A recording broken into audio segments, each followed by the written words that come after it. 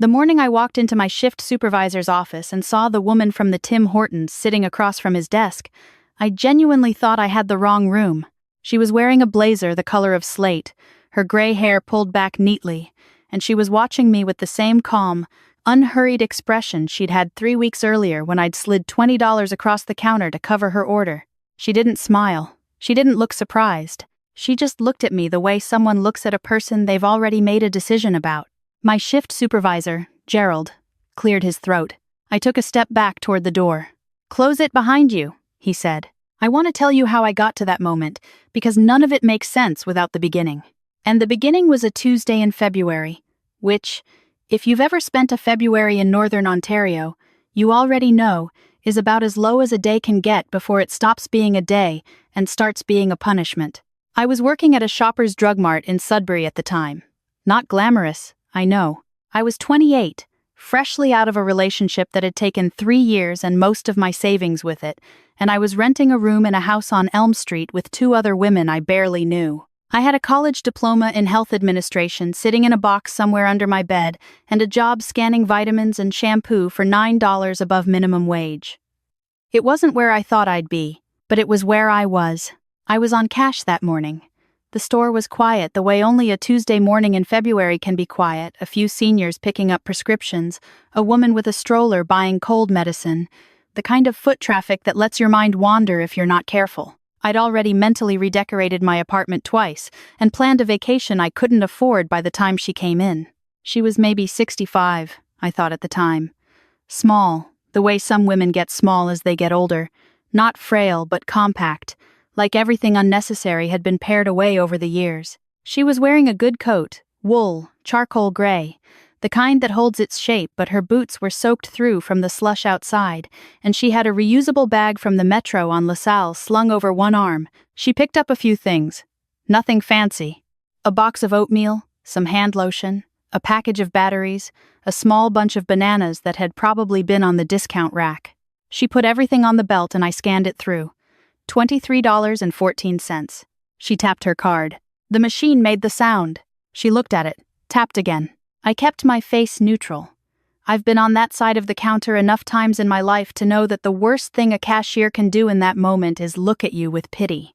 It doesn't help. It just adds embarrassment to inconvenience. "Let me try the other one," she said, quietly. She tried the other card. Same result. She stood there for a second, not flustered exactly, but recalibrating. The way a person does when something small goes wrong and they're deciding how much energy it deserves. "I'm so sorry," she said. "I think I may have. I'll have to put a few things back." "It's all right," I said. And I don't know why I did what I did next. I'd like to say it was a grand gesture, some clear moral decision I'd thought through. It wasn't. It was just a Tuesday, and she was standing there in wet boots, and she'd bought bananas from the discount rack, and something about that specific combination of things made me reach into my apron pocket where I kept my personal card, tap it before she could start separating her items. "It's taken care of," I said. She looked at me. "Please," I said, and I meant it. "It's not a big deal." She opened her mouth, and I could tell she was going to argue, so I did something I'd seen done once in a movie and had always wanted to try. I just turned to the next customer in line and started scanning their things. Not rudely, just clearly. The transaction was finished. We were moving on. Out of the corner of my eye, I saw her stand there for another moment, holding her metro bag, and then she picked up her shopper's bag and walked out. I didn't think about it again for the rest of the day. That's the honest truth. I thought about it for about 30 seconds after she left, felt the quiet satisfaction of having done something small and decent, and then I scanned 340 more items and went home and ate leftover pasta and fell asleep watching something on my laptop.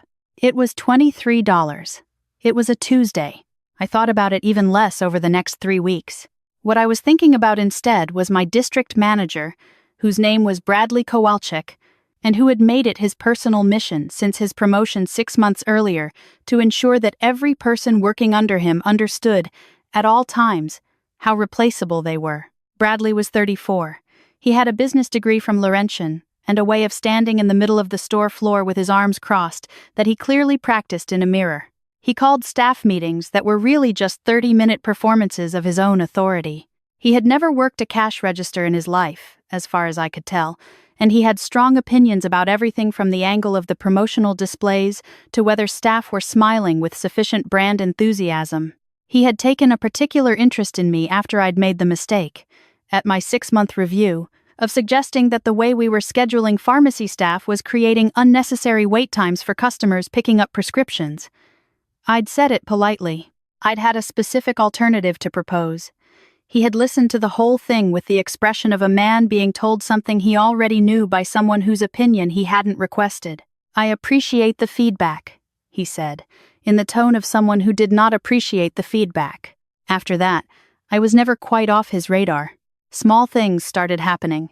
My shifts got rearranged without notice.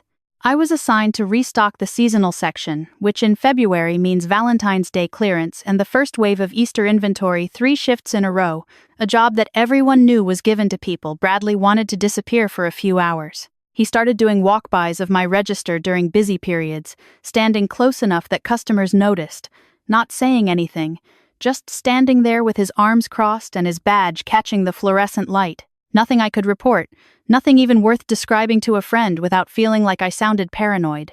Just a steady, low-grade pressure, the kind that's designed to make you quit on your own terms so the company doesn't have to bother with documentation. I didn't quit, partly because I needed the job, partly because quitting would have felt like giving him something. 3 weeks after the Tuesday with the woman in the gray coat, Gerald called me into the back. Gerald was my shift supervisor and generally a decent person. He had a daughter in junior hockey and a coffee from Tim Hortons permanently welded to his right hand, and he left people alone when they were doing their jobs, which is the most important quality a shift supervisor can have. When he called me in, he looked uncomfortable in the specific way people look uncomfortable when they've been asked to do something they weren't sure about. Bradley was already in the room. He was sitting on the edge of Gerald's desk, which was a thing he did to establish that the room belonged to him regardless of whose name was on the door. "Close it behind you," Gerald said. I closed it. "Have a seat," Bradley said. I sat. He spent a few seconds looking at a piece of paper on the desk, which I later realized was mostly for effect. Then he looked up at me. "We've had a complaint," he said. I waited. "A customer reported that you processed a personal transaction on company time using the company POS system." I looked at him. "Specifically," he said, "that you paid for a customer's purchase using your own card without authorization, which constitutes a violation of our transaction protocol, as well as a potential cash handling irregularity." I understood then what was happening. Someone had seen me tap my card 3 weeks ago, or Bradley had been watching the transaction logs, which he had access to as district manager, and had found something he could use. "I covered a customer's purchase," I said.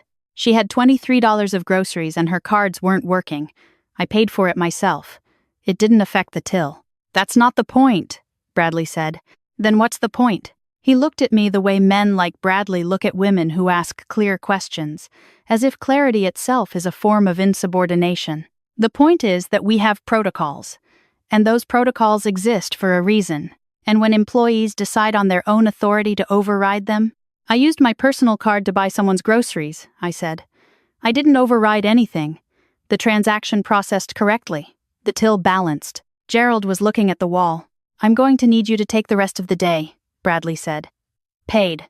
While we review the security footage and the transaction record, and then we'll have a follow-up conversation about whether your conduct here has been meeting expectations." I knew what meeting expectations meant.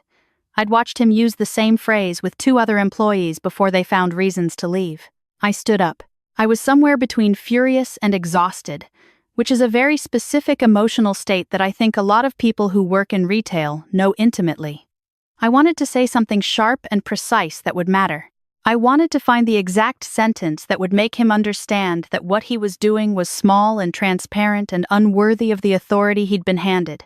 But I was 28 and I needed the job and I knew how these rooms work, so I picked up my bag and I walked out. I was sitting in my car in the parking lot, engine running for the heat, trying to decide whether to call my mother or just drive home, when there was a knock on my passenger window. I looked up. It was the woman in the gray coat. I hadn't even noticed her come into the parking lot.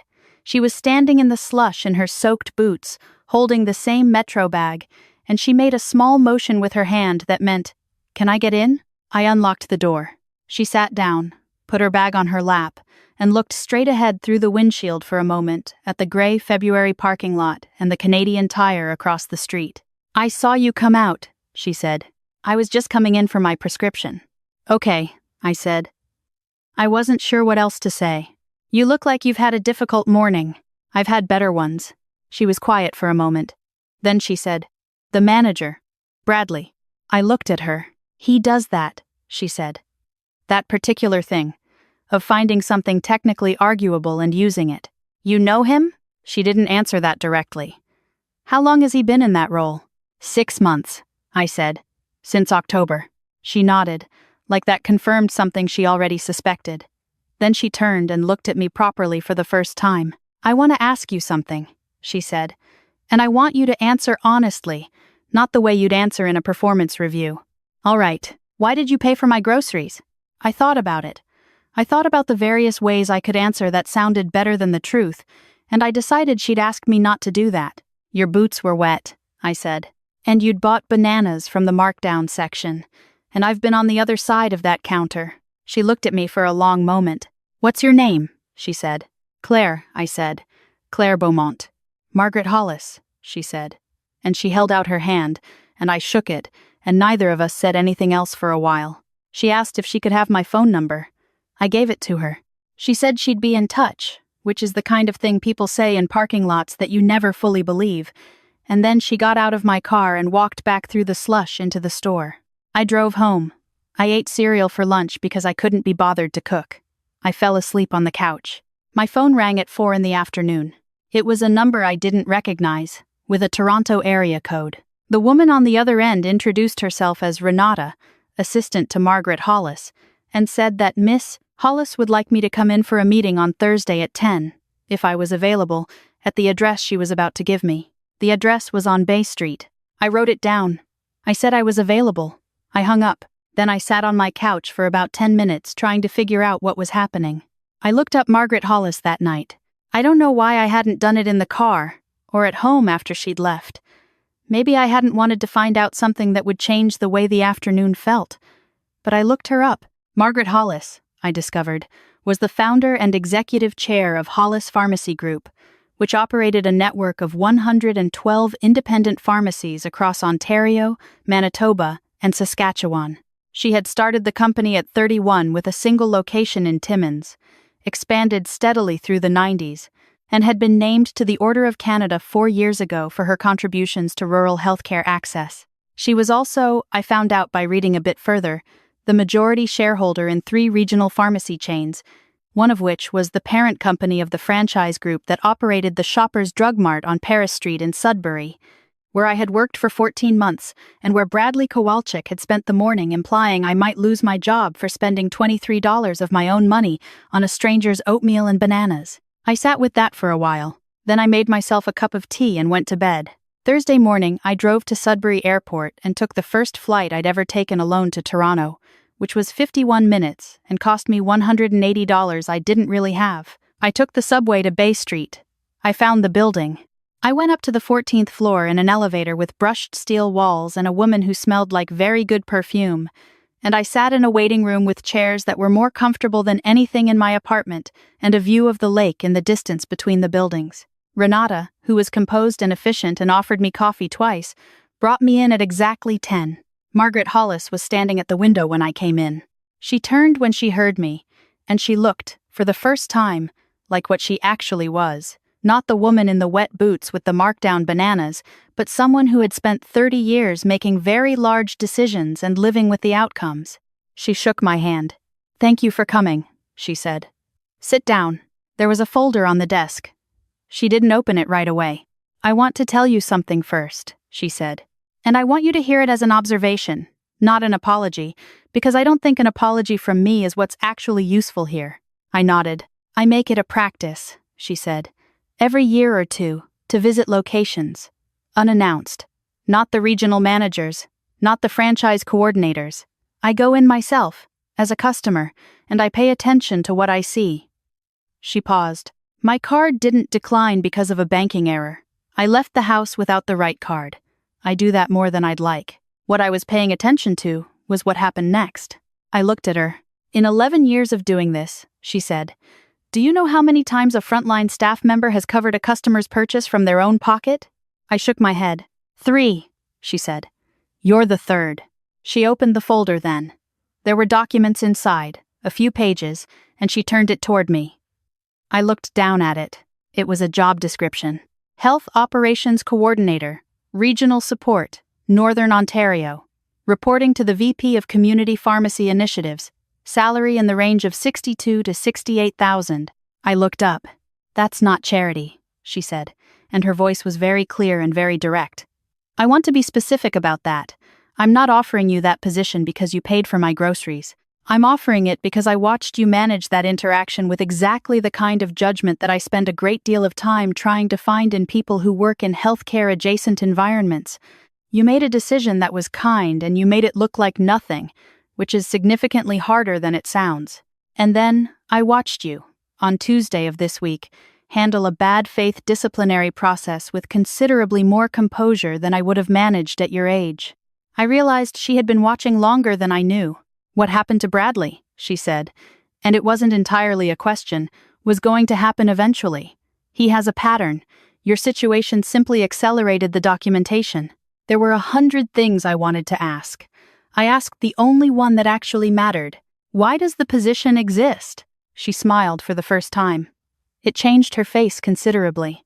Because I've been trying to fill it for 8 months, she said, and I haven't found the right person.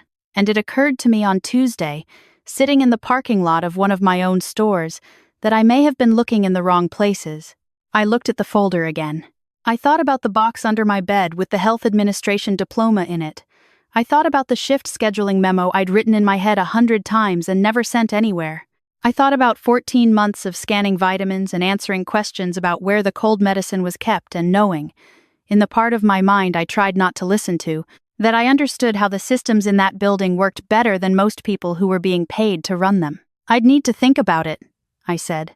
Of course, she said, and I'd want to understand the scope of the role properly before. Renata will send you everything, she said. Take the week. I took 5 days. I called my mother that night, sitting on the floor of my rented room on Elm Street, and I told her the whole story, and she was quiet for a long time at the end of it. Claire, she said finally, yeah, you paid $23 for oatmeal and bananas. I did. And this is what happened. This is what happened. She laughed. The way she laughs when something is genuinely funny and also genuinely true at the same time. Are you going to take it? She said. I think so, I said. Then take it. I called Renata on a Monday morning. I said yes. She sent me the offer letter by 2 in the afternoon, and I signed it sitting at the same register where, 6 weeks earlier, I had tapped my personal card and turned to the next customer in line and decided, for no particular reason, to let one small, decent thing be done without making anything of it. I think about that a lot now. In this job that I love, in this work that finally fits the way I always hoped work could fit. I think about the version of that morning where I didn't do it, where I looked up at her wet boots and her discount bananas and I kept my card in my apron pocket because it wasn't my problem, and $23 was $23 and the next customer was already putting their things on the belt. I think about how easy that version was, how available it was, how many people would have chosen it without a second thought, not out of unkindness but simply because nobody tells you, standing behind a cash register in February in Sudbury, that the moment in front of you is worth anything more than it appears to be. Here's what I've learned.